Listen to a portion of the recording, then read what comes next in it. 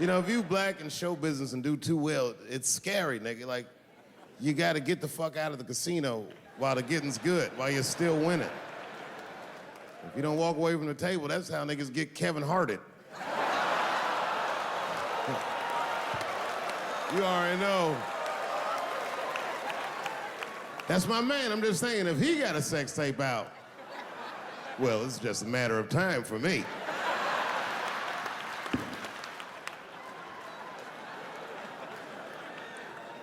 But you know why I be thinking sometimes I want to stop doing comedy? And you know, I don't want to sound like a braggart saying this, but the real reason I want to stop is because I'm too goddamn good at it. I'm dope, nigga. Like, no, I'm not even exaggerating. It's not exciting. Every night before I come out on stage, I'll be backstage like, I'm sure this is gonna go well. And it always does. I'm so good at writing jokes, and this is not even an exaggeration. I actually write jokes backwards.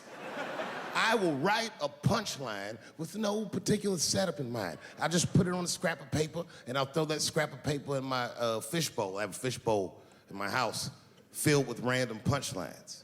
And every once in a while, I'll shake the bowl, and I'll dig in there and just pull one out and see if I can make that shit work. And I picked one for this special. It's not an easy punchline to pull off. Are you ready? Yeah. Here it goes. The punchline is, so I kicked her in the pussy.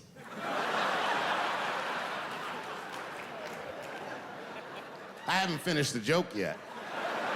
I just know whatever happens in the beginning of the joke, at the end of the joke, for some reason, I'm gonna kick somebody in the pussy. And it's going to be hilarious. And you know what's weird? I've always been this talented. I can't remember a time when I wasn't. You know, when I was growing up, I was probably about 8 years old, and at the time, we were living in Silver Spring. Yeah. Yes. Common misconception about me in DC, a lot of people think I'm from the hood. That's not true. But I never bothered to correct anybody because I wanted the streets to embrace me. As a matter of fact, I kept it up as a ruse. Like sometimes I'll hang out with rappers like Nas and them, and these motherfuckers will start talking about the projects. Yo, it was wild in the PJs, yo. And I'll be like, word, nigga, word. But I don't know. I have no idea. My parents did just well enough so that I could grow up poor around white people.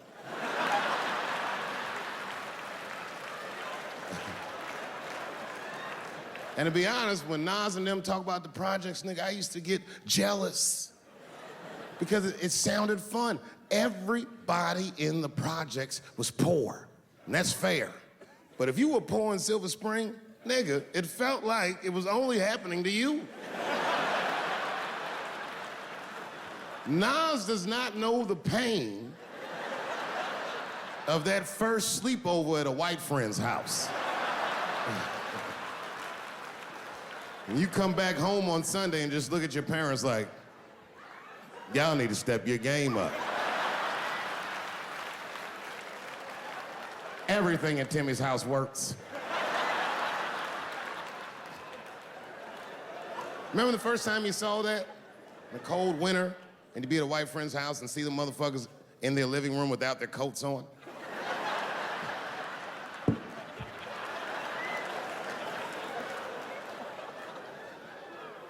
Timmy was one of my first white friends, like, in my life, man. He was a good dude, too. He moved to Silver Spring from Utah, of all places.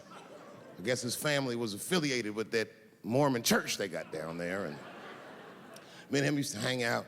And one day I was at his house, we were just hanging out, and Timmy says, Dave, why don't you stay for dinner tonight? I said, oh, man, I'd love to, but I can't. If I'm not home before dark, my mother will kill me. That was a lie.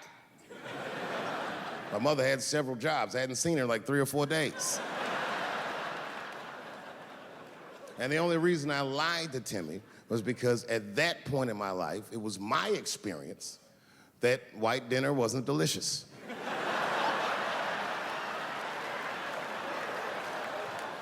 I'd rather go home and fry some bologna or some shit like that.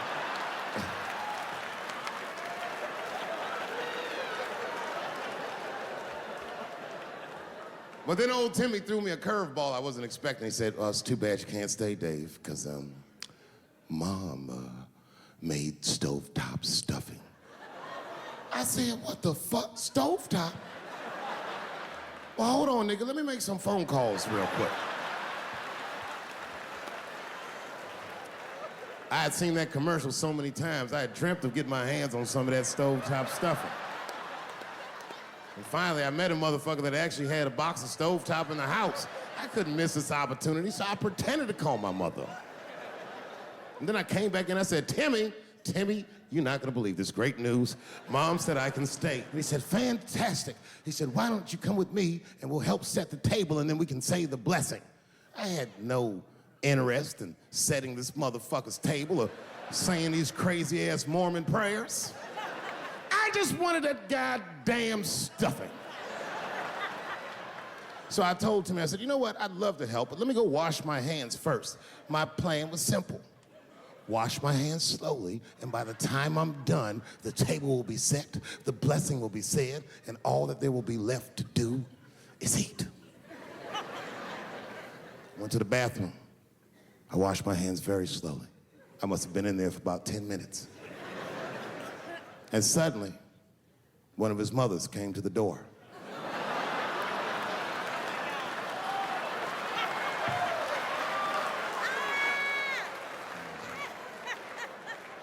She was like, hi, David, right? I said, yes, ma'am. She said, Timmy tells me that you're planning on staying for dinner. I said, I hope that's not a problem, ma'am. She says, no, it's no problem. In fact, we'd love to have you. It's just that we weren't expecting company. And I'm afraid there's not enough stovetop stuffing for everybody. So I kicked her in the pussy. Bam! Ladies and gentlemen, I told you I'm dope, nigga. I told you what I was gonna say and you still didn't see it coming. And that's why I make the big bucks.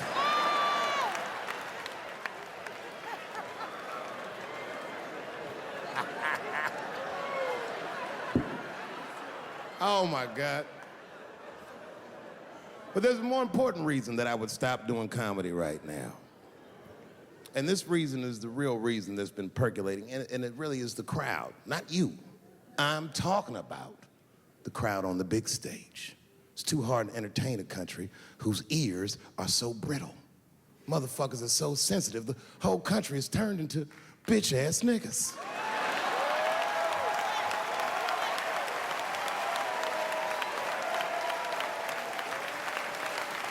Everything you say upsets somebody. You know, I can remember when it all started. It was when I was doing Chappelle's show. When I was doing Chappelle's show, I used to do the show, and then on the weekends, I do like concerts and shit like that. So I'm doing a concert, and there was a couple in the front row, beautiful couple. The wife was obviously Asian. You could see it in her face.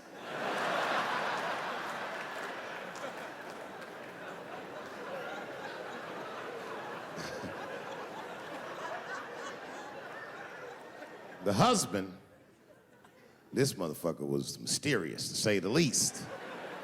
Couldn't quite pinpoint where he was from. Caramel-colored fella, very nice hair, but he could have been from anywhere. Bangladesh, Mexico. I can't guess with a nigga like this. All I knew for sure about this guy is that his wife was a bitch. I could see that in her face, too. No, he was laughing and having a good time, and she was scowling at me at a goddamn comedy show. I couldn't figure it out. And then I realized at some point that she was pregnant, and I was smoking on stage. I said, oh my God, that's probably why she's mad. So I started to put my cigarette out, but then she hit me with one of them fake non-smoker calls. So I just kept smoking. I thought to myself, bitch, that babe will be fine, relax.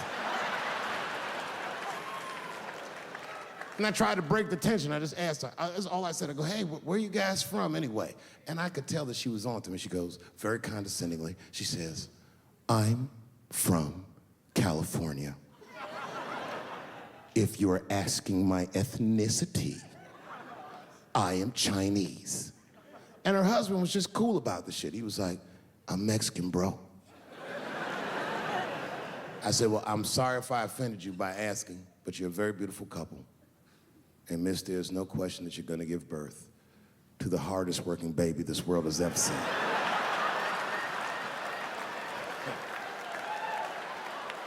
That's not a bad joke. She got very upset. She got up to leave immediately, but she didn't just leave. She had to take one last dig at me on the way out. I will never buy one of your fucking DVDs again, Dave Chappelle. I said, ma'am, with all due respect, Chinese people don't buy DVDs.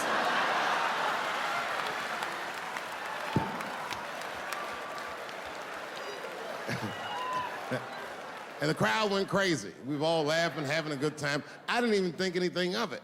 And then just 3 days later, this lady sends a fucking letter to my promoter telling him not to book me for shows anymore because I was, quote, racist, and I'm quoting her, insensitive to the nature of my interracial marriage. I was like, word, bitch, I was.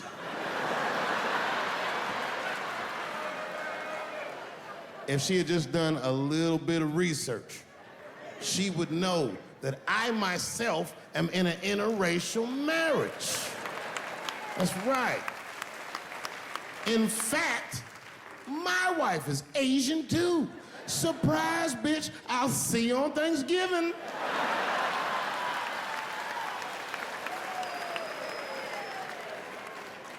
But my wife's not Chinese. She's Filipino. That's right. And our kids are Puerto Rican somehow, so there you go. But I don't give a fuck about interracial marriage. In fact, you know what? My mother is half white. A lot of people don't know that.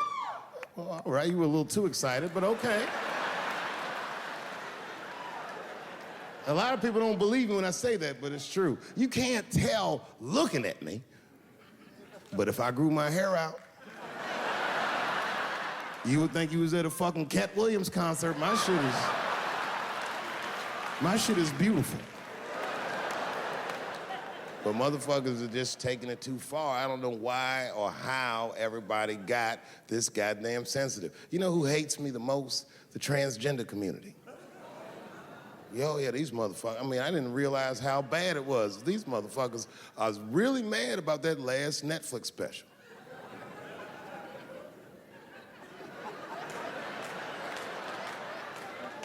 It's tough, man. I don't know what to do about it, cause I like them. I always have. Never had a problem with them. You know, just fucking around. As a matter of fact, I think I make fun of everybody, and I mean, as a group of people, they have to admit, it's kind of fucking hilarious, man. I'm sorry, bro. It's like, I've never seen somebody in such a hilarious predicament not have a sense of humor about it. They're born feeling like there's something other than they're born as, and that's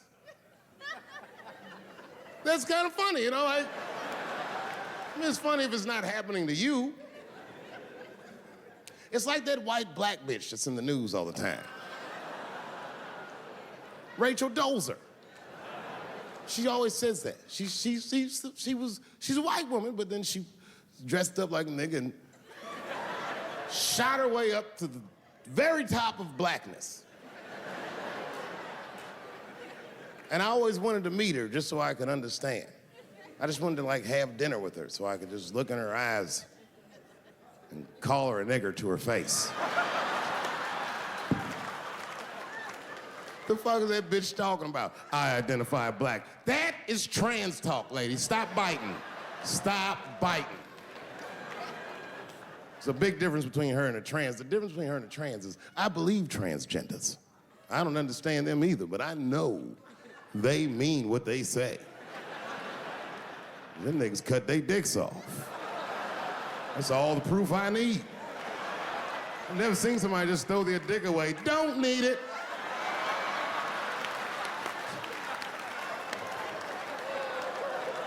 I don't understand, but I believe you and I support your decision, motherfucker.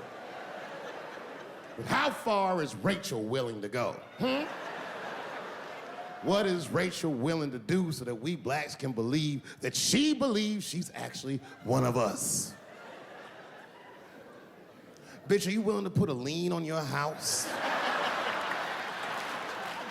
So that you can invest in a mixtape that probably won't work out?